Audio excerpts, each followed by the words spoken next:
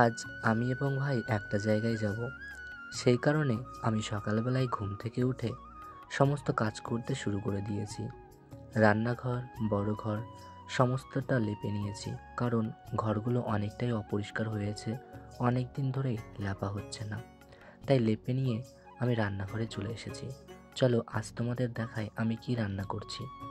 আজ আমি রান্না করছি, দেখো, বেগুন, পালং শাক, কুমড়ো, মিষ্টি আলু, এমনি আলু আর টমেটো সব কিছু কেটে নিয়েছি। আজ আমি নিরামিষ রান্না করব। তবে নিরামিষ এবং শাকের তরকারি রান্না করতে গেলে সত্যি কি ফোড়ন দেবো বুঝতে পারি না। কখনো কালো জিরে, কখনো জিরে, কখনো পাঁচ ফোড়ন। সত্যি একদম আমার খেয়াল থাকে না কি ফোড়ন দেওয়া প্রয়োজন।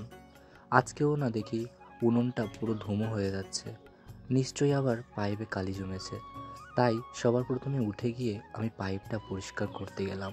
পাইপ পরিষ্কার করে যখন আমি ঘরে এসেছি, দেখছি এখন উনুনটা বেশ ভালো জ্বলছে। তার মানে এখন রান্না করতে আমার কোনো সমস্যাই হবে না। সত্যি দেখলাম এখন আর কোনো ধোয়া হচ্ছে না, তার মানে এখন নিশ্চিন্তে রান্না করতে পারবো। তাই সবার প্রথম কড়াইতে তেল গরম করে পাঁচ ফোড়ন দিয়ে দিলাম। তারপর কেটে রাখা সবজিগুলোকে দিয়ে রান্না করার জন্য চাপিয়ে দিলাম। দেখো কত সুন্দর লাগছে। বিভিন্ন প্রকার সবজি দিয়ে রান্না করলে সত্যি খাবারের স্বাদটাও না অনেকটা ভালো হয়। আর এর আগে একদিন হয়তো রান্না করেছিলাম, ততটা ভালো হয়নি, তবে আজ হয়তো ভালো হবে। প্রতিদিনই রান্না করছি, কিছু না কিছু ভুল ত্রুটি করছি, তবে নতুন কিছু শিখছি ভুল ত্রুটিগুলো দিয়ে। রান্না যখন শেষ হয়েছে আমি একটু বাইরে গেছিলাম, তবে ভাতের হাঁড়ি থেকে ফ্যান কেড়ে ভাইকে বলেছিলাম, ভাই এই গ্যাসের উপরে চাপিয়ে দিয়েছি, যখন একটা চিটচিট আওয়াজ আসবে তখন বন্ধ করে দিবি। দেখি ভাই বন্ধ করে দিয়েছে। তারপর ভাইকে বললাম, ভাই একটু গুছিয়ে দে আমাকে রান্নাঘরটা। দেখি ভাই লক্ষ্মী ছেলের মতো গুছিয়ে দিচ্ছে, এবং গুছিয়ে দেওয়ার পরে ঝেড়েও দিল।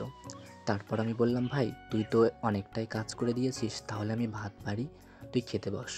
দেখো আজকের তরকারিটা কেমন হয়েছে তোমরা একটু জানিও। আজ শুধু তরকারি রান্না করিনি, পাঁপড় ভাজাও রান্না করেছি। তাই পাঁপড় ভাজা এবং নিরামিষ এই দুটো দিয়েই সকালের খাবারটা খেয়ে নিচ্ছিলাম। ভাই তো বলছে পাঁপড় ভাজা দিয়ে খেতে দাদা সত্যি খুব ভালো লাগছে। আমরা যেহেতু একটা জায়গায় যাব, অনেক বেলা হয়েছে, তাই তাড়াহুড়ো করে খেয়ে দিয়ে রেডি হয়ে গিয়েছিলাম। এবার বলি আমরা কোথায় যাব। আমরা যাব, আমাদের এখানে একটা কলেজ আছে, সেখানে প্রতি বছর বসন্ত উৎসব অনুষ্ঠিত হয়। বাড়ির কাছের কলেজ হওয়া সত্ত্বেও না আমি কখনোই ওই উৎসবে অংশগ্রহণ করিনি। তাই আমি ভেবেছিলাম এই বছরটা ভাইকে নিয়ে যাই। ভাইয়ের মনটাও ভালো ছিল না, তাই একটু ঘোরাঘুরি করলে ওর মনটা তো ভালো হয়ে যাবে এবং অনেকটাই ভালো লাগবে, অনেক লোকজন দেখবে। আমাদের দুজনকে কেমন লাগছে তোমরা কিন্তু অবশ্যই কমেন্টে জানিও। তারপর ভাইকে রেডি করিয়ে নিয়ে আমি আমার সাইকেলটা নিয়ে আমরা দু ভাই মিলে বেরিয়ে পড়লাম সেই অনুষ্ঠানটা বা সেই বসন্ত উৎসবটা দেখতে বা অংশগ্রহণ করতে। যখন বাজারের কাছাকাছি চলে এসেছি, আমার না খুব জল তেষ্টা পাচ্ছিল। এই বসন্তকাল আসলেই না ঋতু পরিবর্তনের সঙ্গে সঙ্গে তৃষ্ণাটাও বেড়ে যায়। অবশেষে আমরা কলেজের কাছে যখন চলে এসেছি, দেখো ভাইয়ের মুখ চোখ একদম বোধহয় শুকিয়ে গেছে।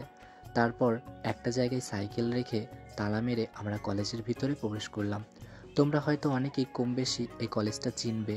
এখানের পরিবেশটা সত্যি অন্যরকম, খুব ভালো লাগে। ভাইকেও নিয়ে এসেছি। দেখো এখানেই অনুষ্ঠানটা হচ্ছিল আর ভাই দাঁড়িয়ে দাঁড়িয়ে সেটা দেখছিল। আমরা প্রায় অনুষ্ঠানটাতে এসেছিলাম 12:30 নাগাদ।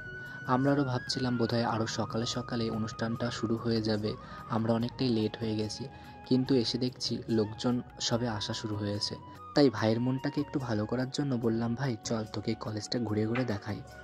তারপর ভাইকে কলেজের চারিপাশটা ঘুরিয়ে ঘুরিয়ে দেখাচ্ছিলাম। দেখো কত লোক আসা শুরু হয়ে গেছে।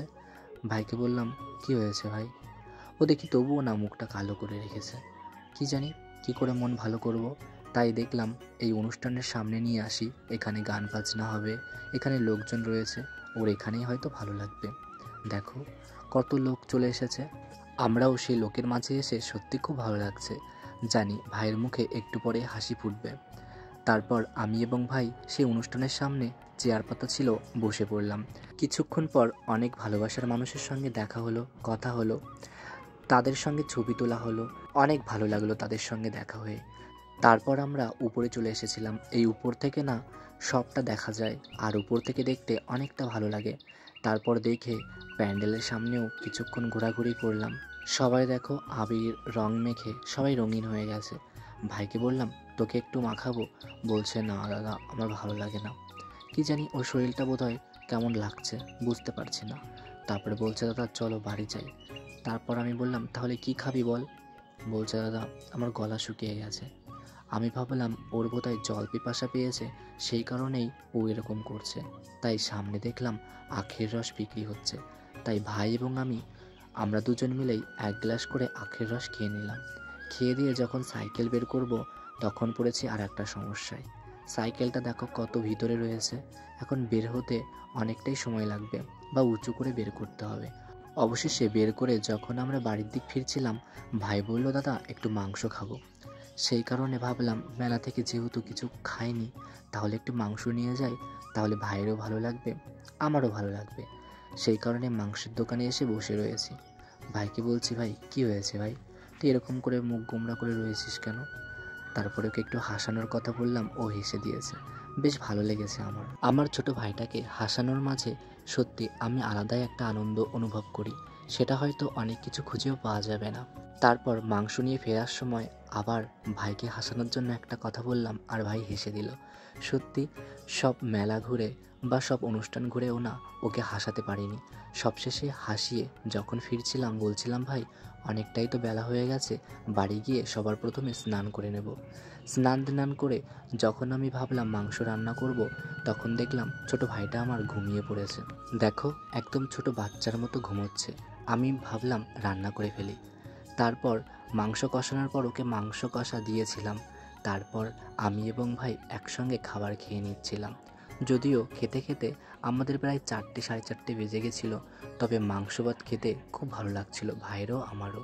যেহেতু আগে খুব খিদে পেয়ে গেছিলো, তাই নিরামিষ ভাত খেয়েই মাংস ভাতটা খাচ্ছিলাম। আর প্রচুর খিদে লাগার পরে একটু মাংস ভাত পেলে সত্যি অনেকটাই ভালো লাগে।